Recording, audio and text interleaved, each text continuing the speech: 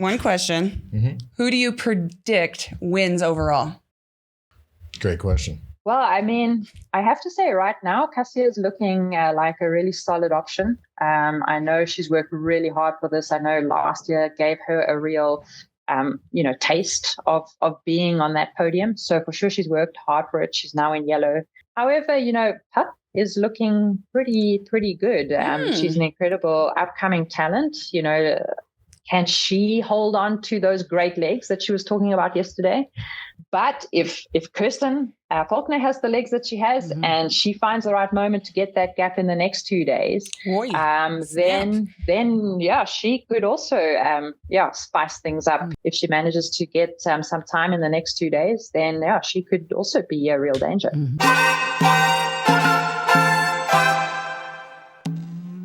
Well, good morning, everybody. Welcome back to the Move podcast. We're talking about stage 5, which seemingly was uneventful, but ended up being very eventful. But before we get to all that, Mel, tell us, we're going back to France, so I'm really happy for you. But where did we start and where did we finish? Stage 5, Bastogne to Amnéville. Oh. Bastogne to Amnéville. I mean, now we're talking. Now we're talking. But can we have Mel come to the show for the women's show and when George is home? I mean, Mari could take her on a spa day. Yeah, I'm sure. I mean, I feel like Mel should just be here. Mel should be here. Yeah. I mean, that's so good. What a day. I mean, a disaster of a day, a tough day. Yeah. Riders everywhere. And then obviously this crash was, we talked about this yesterday. The race book was very specific about the run-in, all the dangerous corners. I think we counted 11 or 12 corners that were marked, and 6K to go. The headline is Demi Vollering having a pretty serious crash and taking her time getting up, which I think we're going to get into all this. We got to do a little business first, but that's the high level stuff to me. That's the takeaway. There's a whole lot to discuss when it comes to this crash because we got questions. All right. So we got questions. I have a lot of panic because you guys were doing your workout up in Aspen Mountain Fitness. I was down here, Zen zone. I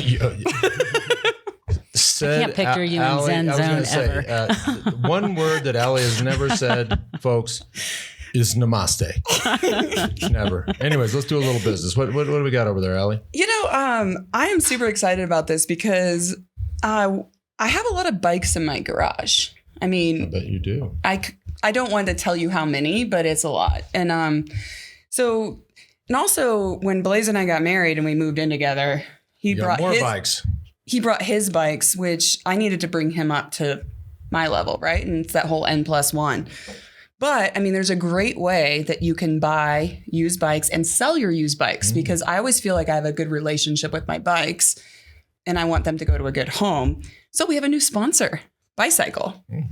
And instead of bicycle, I'm just going to say it's BUY, cycle, one word. And it's the world's best marketplace for pre-owned bikes.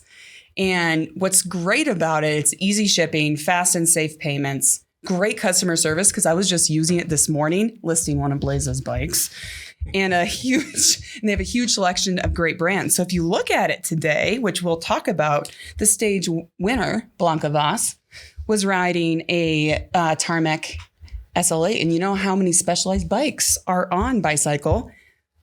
Any guesses? Man from Plano? Hundreds. 590. Wow. Yeah. And then when we get to your connection, Cassia Niodoma, who is now in yellow, which we'll get into, the Canyon Arrow Road, there's 160 bikes on Bicycle that are just like the bike that is now in the yellow jersey of the Tour de France Femmes of X-Swift. So I think it's really great because when you guys are listening now, they're going to offer free seller protection with the code THEFEMMES. That's obviously the Femme, THEFEMMES.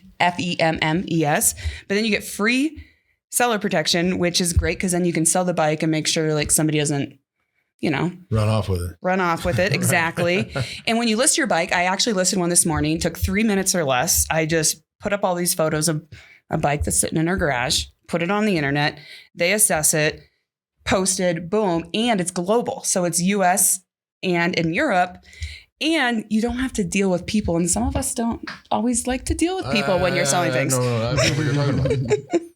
So, I mean, as much as we love the buyers, it's great. So check it out. So upload your bike and you can do it. You can also purchase a new used bike or sell yours and upload your bike at Buycycle. That's BUYCYCLE.com and use code THEFEMMES, THEFEMMES for free seller protection. All right. So I need to clean out my garage, but I got to get home and ship it. But you know what's cool? You should tell them it's your bike.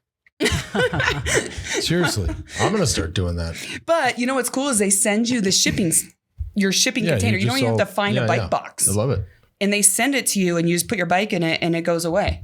Yeah. And awesome. You get paid immediately once the buyer receives it. Awesome. So my garage is going to get a little cleaner and Blaze might get better bikes.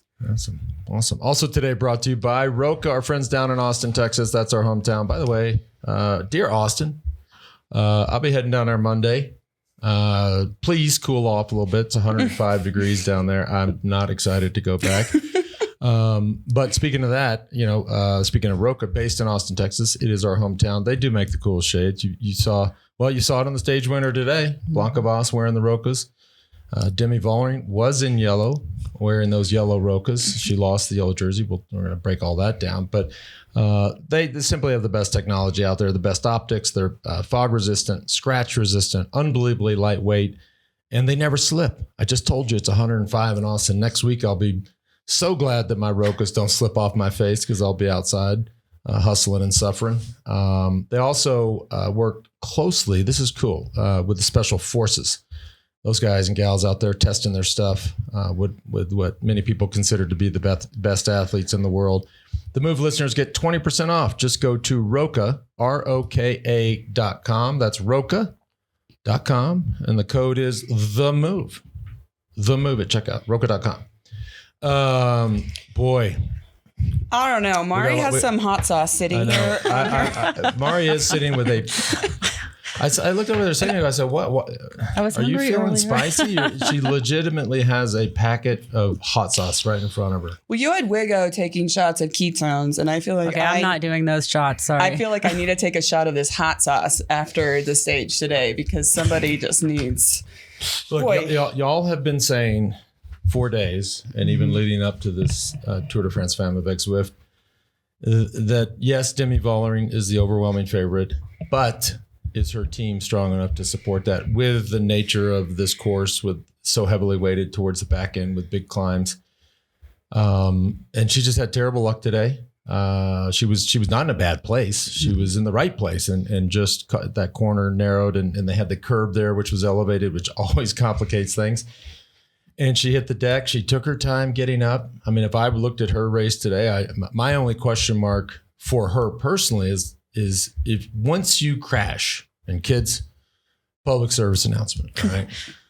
When you crash, everybody, you're going to race bikes, you're going to crash, right? What's the first thing you do? The first thing you do is you take inventory. Like, is everything, can I move every limb on my body? I have 2 arms and I have 2 legs. If all of that checks out, you get up and then you find your bike, right? Because it's probably not with you.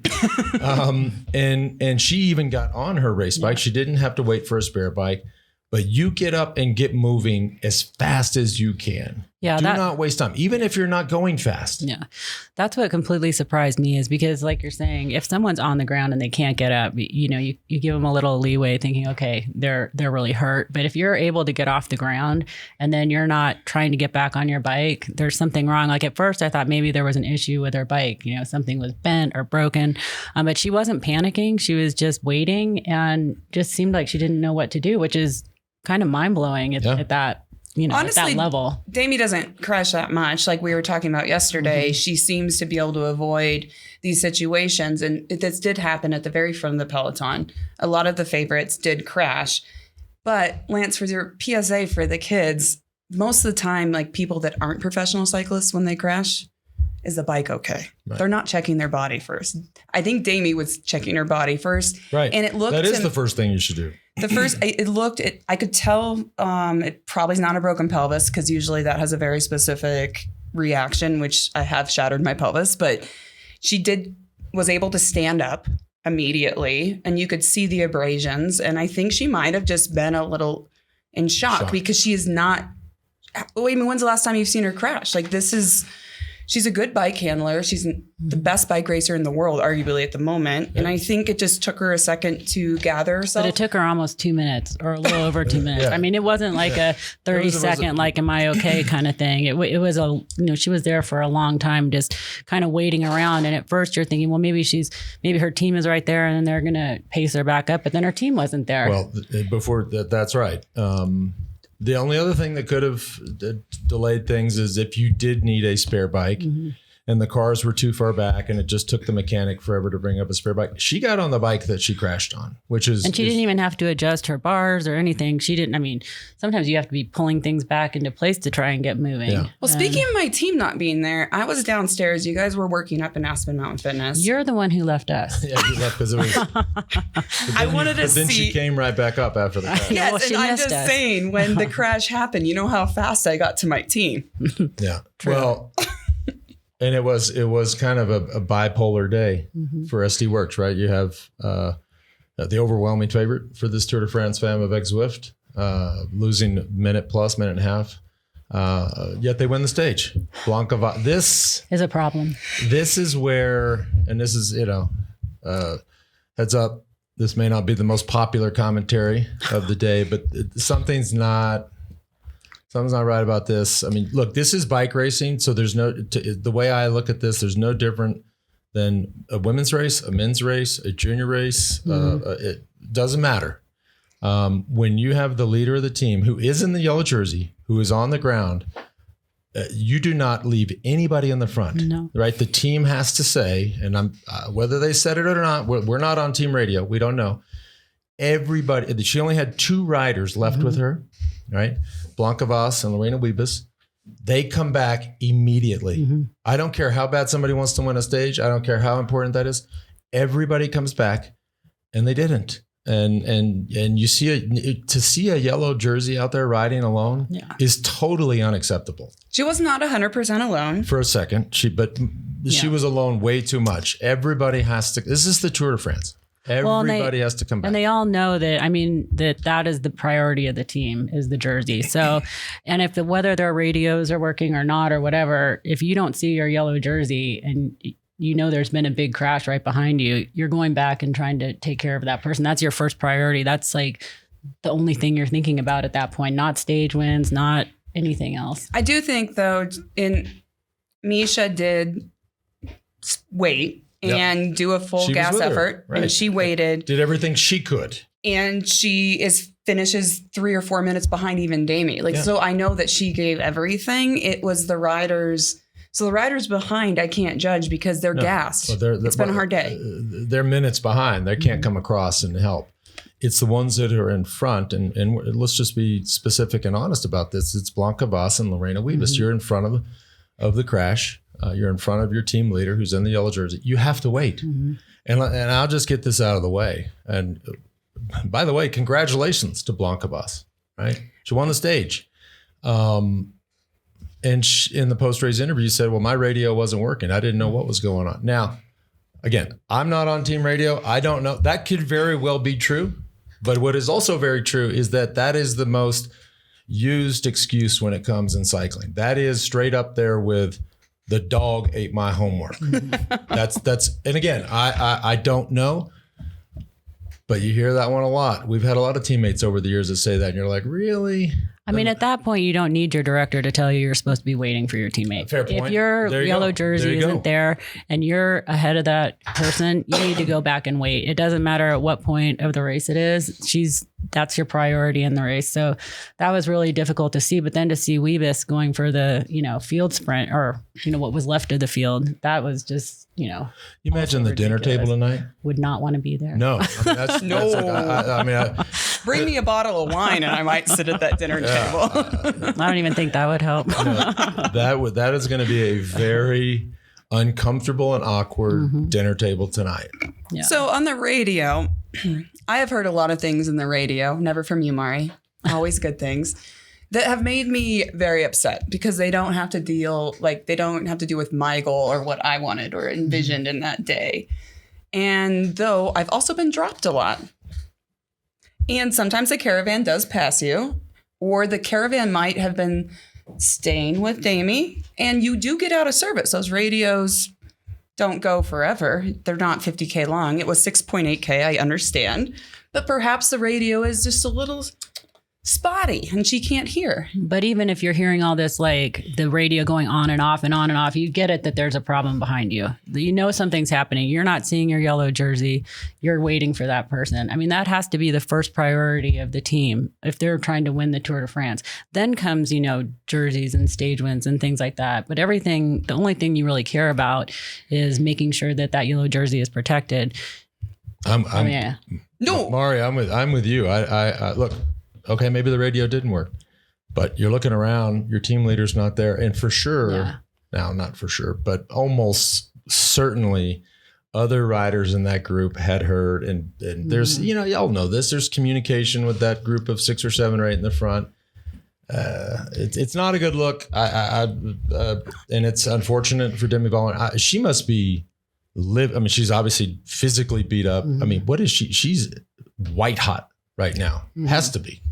She is more namaste than I am. So she's probably definitely focusing on that and calming down. But I could see that she was visually very upset. Yeah.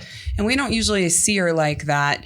And when they interviewed Wiebes after the finish, she's like, oh, we shouldn't stress. We'll celebrate Blanca. She was very clever in this moment. And Mari did not like that. Yeah, I mean, I don't think it was clever at all. So. However, I thought it was a mistake. I thought it was a big mistake. I'm going back. I would like to celebrate, though, Blanca Voss for winning the stage. I cheered for her very hard at the Olympics. She's a Hungarian national champion. She also raced the mountain bike at the Olympics. She got 10th. So we were talking about Puck yesterday. And Blanca was in the breakaway with Marianne Voss and got 4th at the Olympics. So that's a very bad place to be. It's painful. She's young. She's 22 years old. I guess that would be the one thing is that she's young and she is really talented, obviously. She's ridden really well this year. Despite everything that happened today, it's going to make it so it's going to be a really exciting race now. I mean, now she's down. She has to come back. Yep. So it's going to make exciting racing for us because we were a bit nervous. We're just she was just going to ride away from it, everything. So. If assuming she's physically, that's the first question now is how is her body? Is she going to be able to recover from the crash? And if so, well, then the race, then it shapes up to be an exciting race. Exactly. Yeah. And the good and bad thing is how quickly we are watching this race and reporting on it. From what we've seen, we don't have any even WhatsApp and text messages, any information on those injuries. And I guess, the other thing that is, it's like she came in as the overwhelming favorite, but it just goes to show things can change really quickly and you can be in a different situation, which is something that when you're directing a team or controlling a team, you want to make sure that everyone's on the same page. And that's why, your wins were such a big deal, so consistent over so many years. Controlling all the things that you can control is a huge deal. And this was a big lapse on the team's part of SD Works. Before we get to our special, it's not a surprise. Let's just announce it.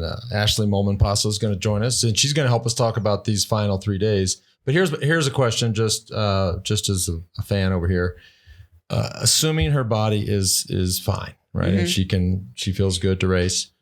She's a minute 19 down on Kasia Niewiadoma, is not a sprinter.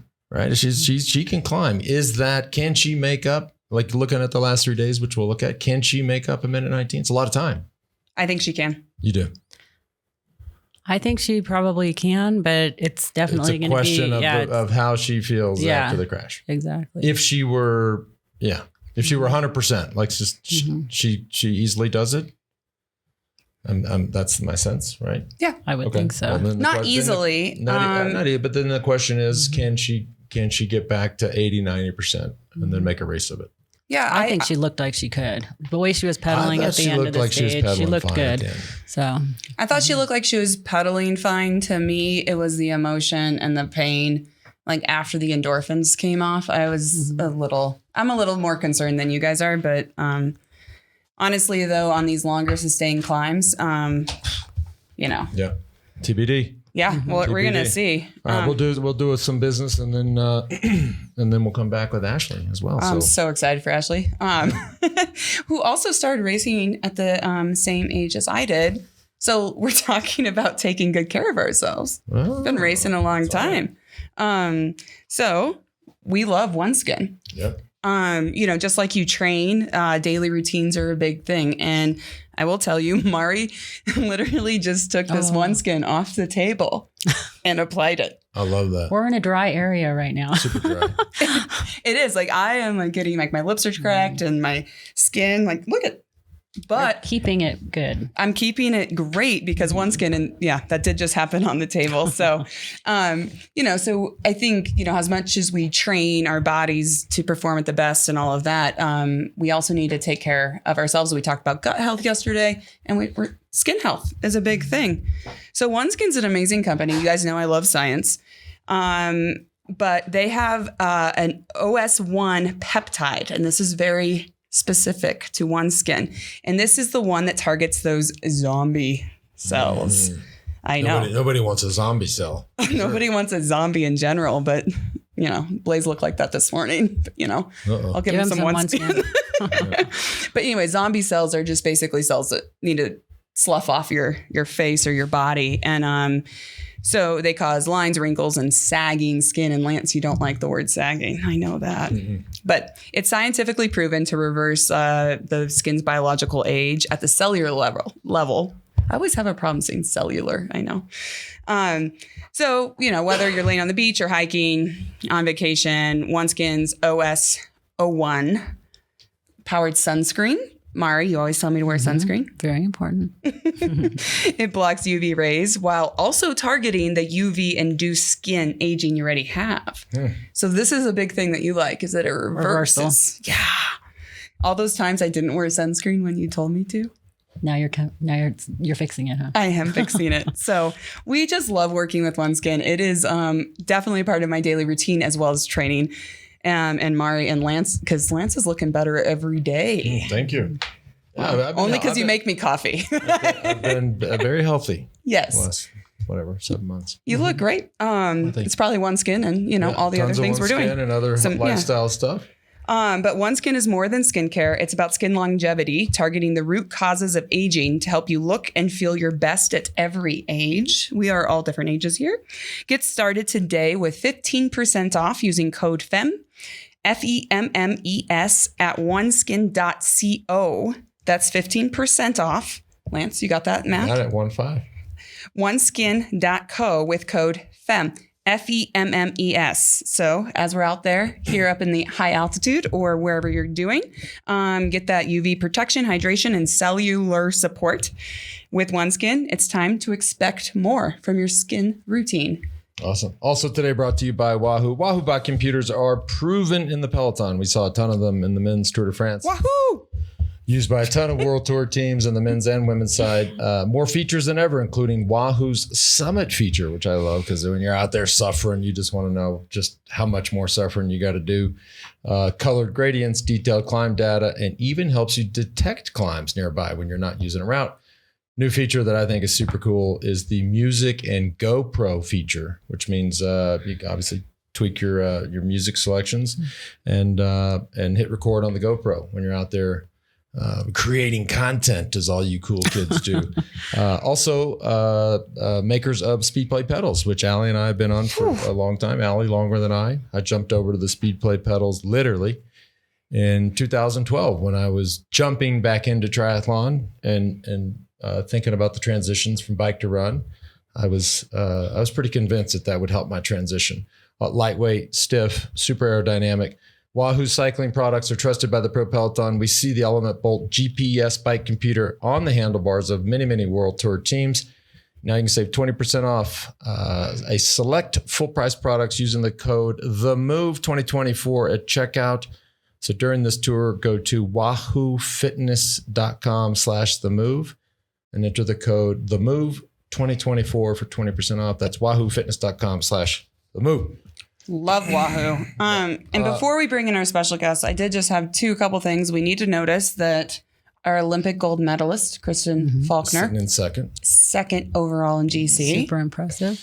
And she's been riding well. She's been up front the whole time. Yeah. She's been at the front. I gave it to her. Yeah. We just need to throw that out there that is not something that you want to ignore. Well, she's just really come around as a road racer in the last couple. I mean, obviously to top it off with the Olympic road race, Right. but she's just really come along. USA national champion, wins Olympic gold, not only in the road race, but also the team pursuit, which we've discussed. But sitting now second in GC, something to watch. I mean, hey, anything can happen. 3 tough days. She's physically very strong and mentally emotionally has to just be riding this high, right? Yeah. This wave. I mean, 2 gold medals coming into this, sitting on second. Hey, you never know. Yeah. And now this race has just completely been thrown, blown to shambles here. And it's kind of anybody's race. So why not? Why not? Some people Exactly. say At least the why. podium. Some Yeah. people say why. We here at the Move say why not. So you never know. All right, so we because Ashleigh would be great to apparently according to you guys, she previews a lot of this stuff, so she'll have a good sense for what I think tomorrow is. Tomorrow I look at this, it looks like a medium mountain stage, but it's just a teaser for the last 2 days, which are truly alpine mountain stages. Yeah. All right. Are we ready to bring in our special guest of the day? And here is our special guest today. This is really, I don't know, important to me and somebody who is obviously disappointed to not be participating in what would be her third Tour de France Femmes avec Zwift. Broken back. I mean, No. it's really disappointing. I want to hear about that. Like, Yeah. you don't hear sore back. I get all the time, but broken back. And she just competed in her 4th Olympics in girl. Paris with a broken back. And Yeah. and got me to put on the Tour de France Femmes avec Zwift hat. Yeah. Hashtag I watch was- the Femme. I was relieved that that had a little space. You know, sometimes I get a little tight on my fat head, and I'm just not. I feel like a nerd wearing it. So this one's. Well, once you saw Ashleigh, okay, kinda hold old on. school, I got to look like introduce Sean her. Kelly. You Go do. for it. Okay. I would like to drum roll. JB told me I can't hit the table, which I really want to, which I won't. We have our special guest today, Ashleigh Moolman Pasio. And hello, Ashleigh. Hey guys, great to be here. And Lance saw you in that Zwift Watch the Femme hat, and he put his on. It's just very Inspiring. yeah. Well, he saw you and is inspired. It's incredible. I mean, I'm touched. Thanks, Lance. Yeah, you bet. I've always had a soft spot for South Africans. So, yes, I just want to give a couple tidbits to introduce Ashleigh to our guests that might not know her, which I don't understand why they wouldn't, being one of the best female cyclists in the entire world with a career that's longevity is beyond impressive. Like I said, we started racing around the same time within a year. And I've raced against Ashleigh for so many years. And the fact that she just keeps coming back, giving to her community, 4-time an Olympian. All right. So she just competed in the Paris 2024 Olympics with a broken vertebrae. Ouch. Another interesting fact, she was the first UCI Cycling Esports Championship on the platform.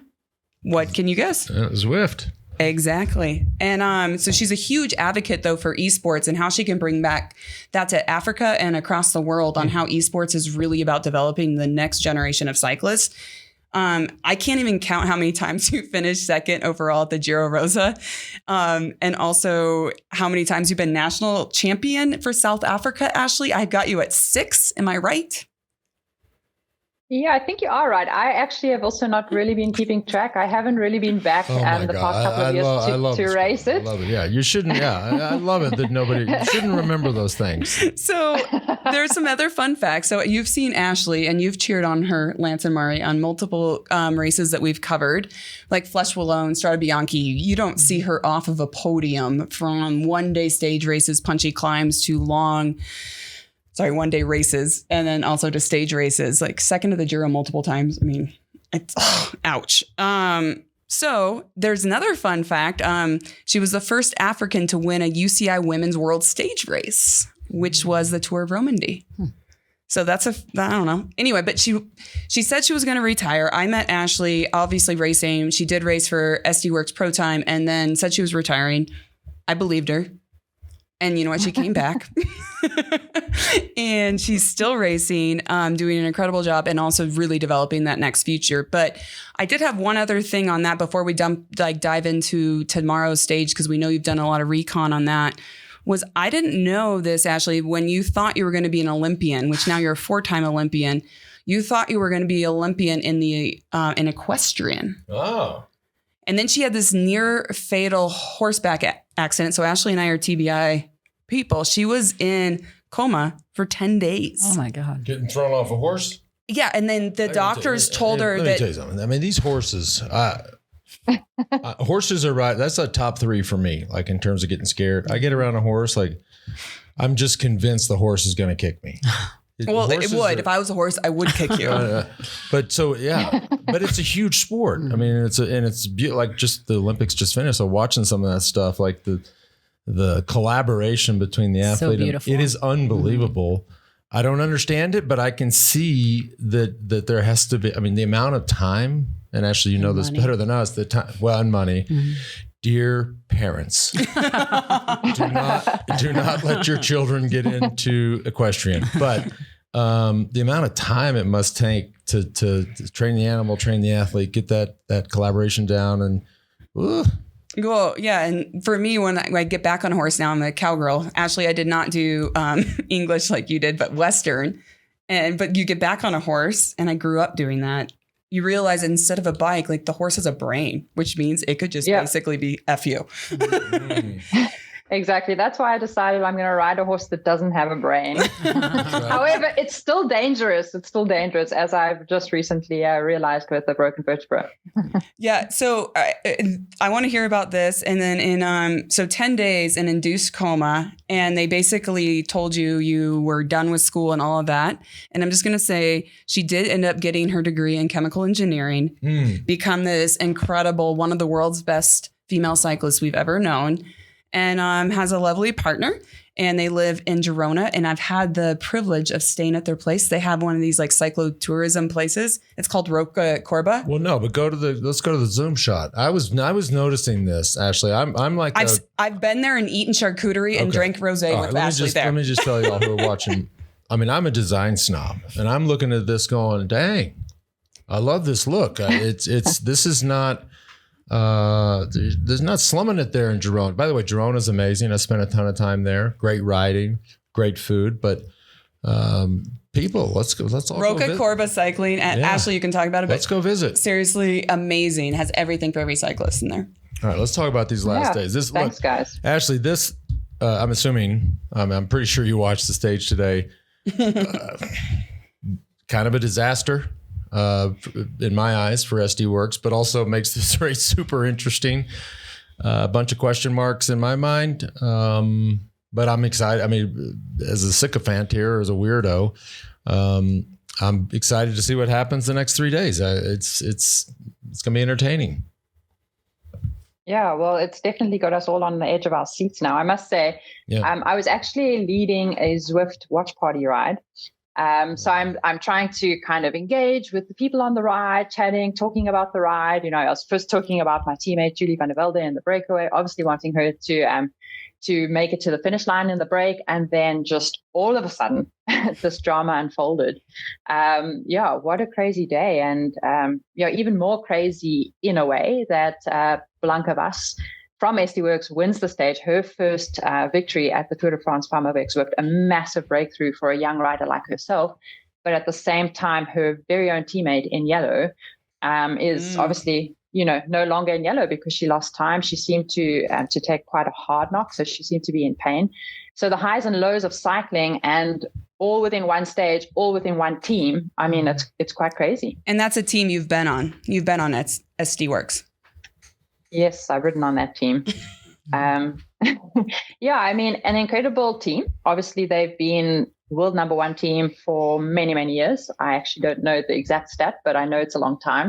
An incredible competitive environment, but I have to say a super complex team as well, because there's a lot of really, really world-class riders in the team, a lot of riders that could win any race, yet they're in one team. So it is sort of a team of individuals. And sometimes that works out really great because it's, women's cycling can be somewhat of a cards game. You play your different cards and whichever one gets away. So that's often their strategy, is that, if you're sitting in the team meeting before a race, especially a one-day race, they'd have, different scenarios, different cards to play. And if your card works, then you have the license to go for the win. But in a stage race, that's somewhat different. I think, like Lance, you're a specialist in knowing this, how important it is to have a team behind you and to have everyone working for the same goal. And this is sometimes where they become a little bit unstuck. So today was one of those days.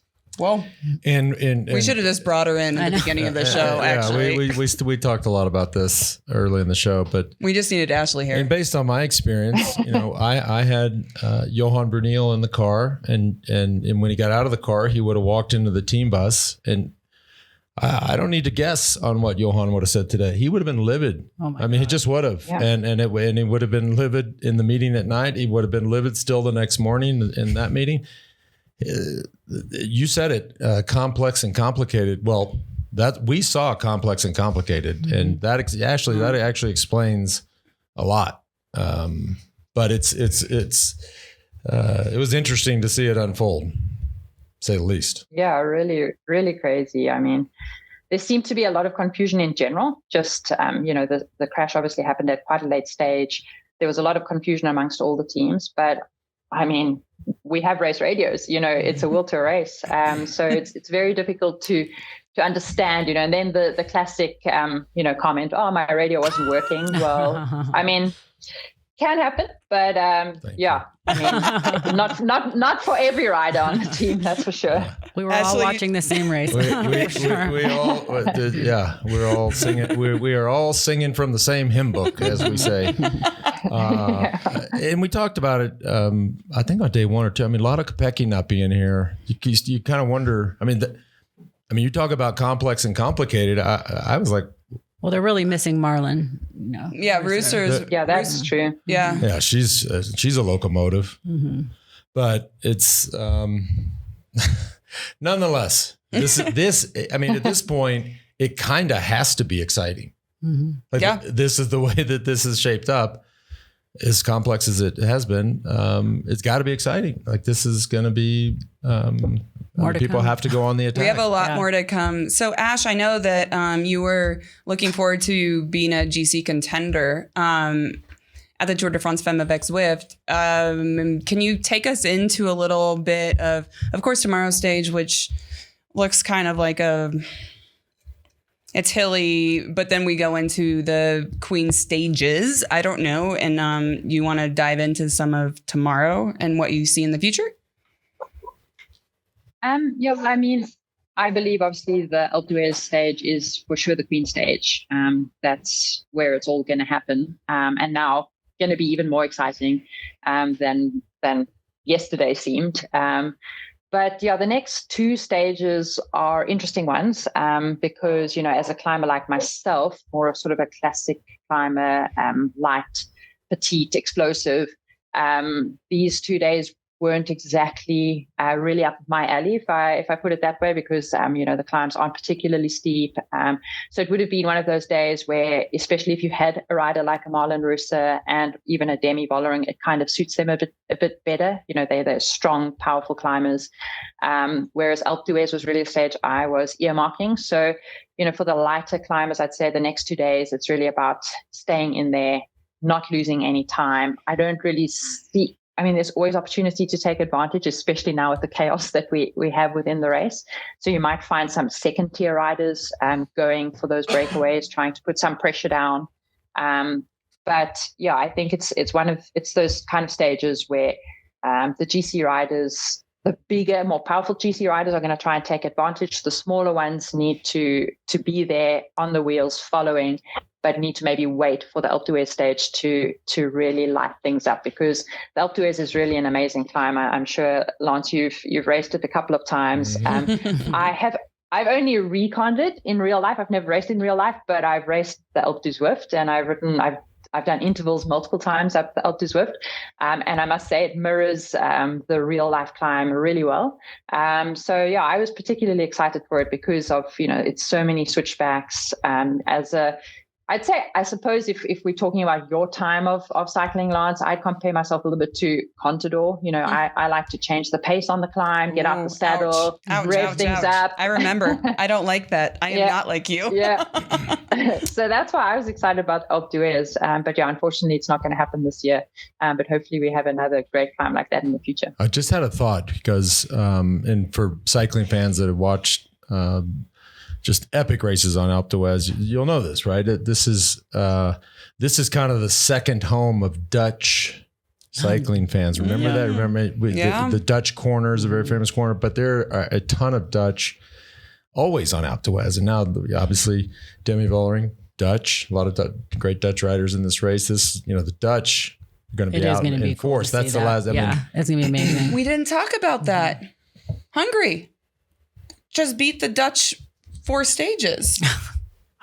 Yeah, you're right about right. that. Yeah, they broke the Dutch streak. But sorry, Ash, we had 4 Dutchies win, so we were curious. But Alpe d'Huez is to me it's it's easy to talk about these things, and I always think of things kind of in American football term. It's the Lambeau Field.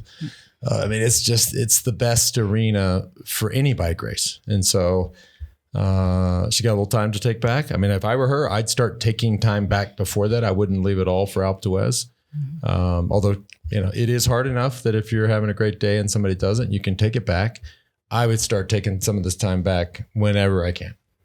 Well, yeah. So tomorrow they call it hilly and an appetizer before the mountain stages. 2,200 meters of total vert. Just to put it in context, I mean, we saw today's stage. We saw how blown apart the field was today. Ashleigh. Yeah, today was 2150. Tomorrow, which if you look at the profile, looks like a harder day. It's really not in terms of total vert. It's about the same total vert. So there's going to be more selection tomorrow.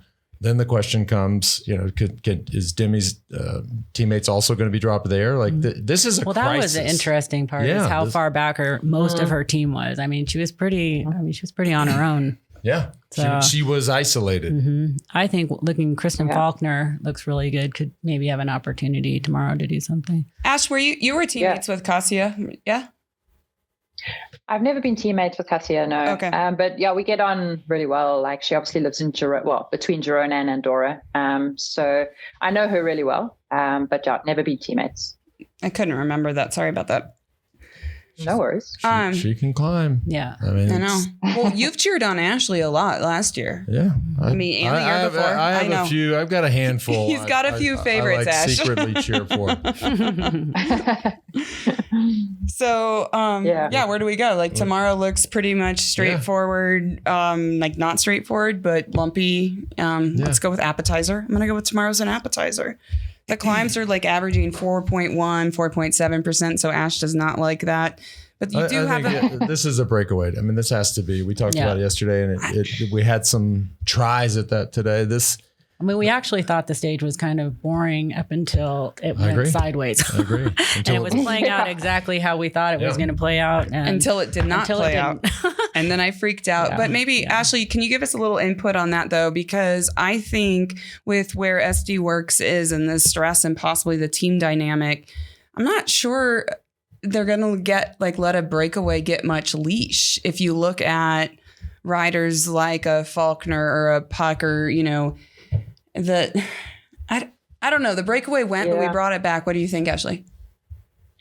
Well, definitely Faulkner is way too dangerous to let her go. I mean, it is a stage that would really suit her, and she's just on incredible form. She's on a massive high, obviously, with that double gold. Super impressive from her. So she'll be hungry, and she's shown she's savvy. She chooses her moments really well. So I'd never count her out, but for sure SD Works wouldn't want her to get up the road. They can't afford to let that happen. So I think it's all going to come down to how Demi recovers tonight.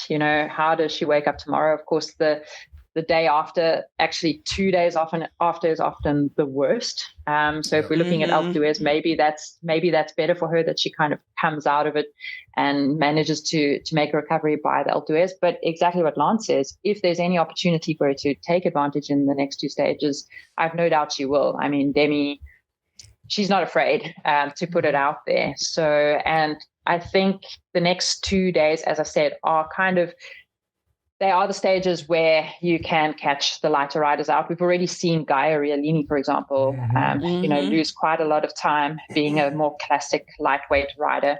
She's so the next 2 days, the next 2 days are challenging for those kind of riders with the 4-5% type climbs. So it's a good opportunity for Demi to try and claw back that time.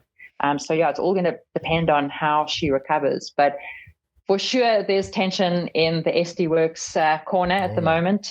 It's also interesting because it's, I think, pretty much common knowledge that Demi's not staying next year. So I'm not sure if that has something to do with the whole dynamic. But it's definitely making for some exciting racing. Are they going to bring everything together and control and really get behind Demi now? Or are we going to struggle to see them kind of regain their order with the dynamic that's happening within the team? Wow. Yeah. We really appreciate Ashleigh coming on our show. One question. Who do you predict wins overall? Great question. Well, I mean, I have to say right now, Cassia is looking like a really solid option. I know she's worked really hard for this. I know last year gave her a real taste of being on that podium. So for sure, she's worked hard for it. She's now in yellow. I think we all know what a leader's jersey can do in terms of bringing that extra fighting spirit and extra strength. However, Pup is looking pretty good. She's an incredible upcoming talent. Can she hold on to those great legs that she was talking about yesterday? She also, I think, if I'm not mistaken, was involved in the crash. So we'll have to see how she comes out of that. Yeah. But if Kirsten Faulkner has the legs that she has and she finds the right moment to get that gap in the next 2 days, then she could also spice things up. Obviously Alpe d'Huez, I wouldn't say is her big strength as a climb, but if she finds a gap, and we know she's a great time trialist, if she manages to get some time in the next 2 days, then she could also be a real danger. Oh man, amazing. Ashley, thank you so much. This has been awesome. Yeah. We're gonna come visit you in Girona. RoCorba, just Please gonna say. do. RoCorba cycling, Lance. We need to do a we do trip there, I think, because Mari and I don't always get invited on those. But thank you again, Ashley, so much. Thanks, Ashley. We really appreciate you. Thanks, guys. It was great chatting. And thanks for putting on the cap, Lance. Yes, ma'am. Yes, ma'am. Yeah. Cheers. Bye. Oh, she's so awesome. Yeah. I mean, that's it, right? Get the popcorn ready. Yeah. She couldn't say it any better. Why are we even doing this podcast at this point? There are 4 or 5 different scenarios there. That's just pop the popcorn. Let's sit back and watch, because it's on. Be interesting. It is on. Yeah. All right. 3 more days to go. Tomorrow, stage 6. We will be back with you. Thanks for tuning in. Make sure you like and subscribe wherever you get your podcasts. Apple, Spotify, iHeart, all of the above. Thanks for tuning in. We'll see you tomorrow. On 3, 2, 1. Bye.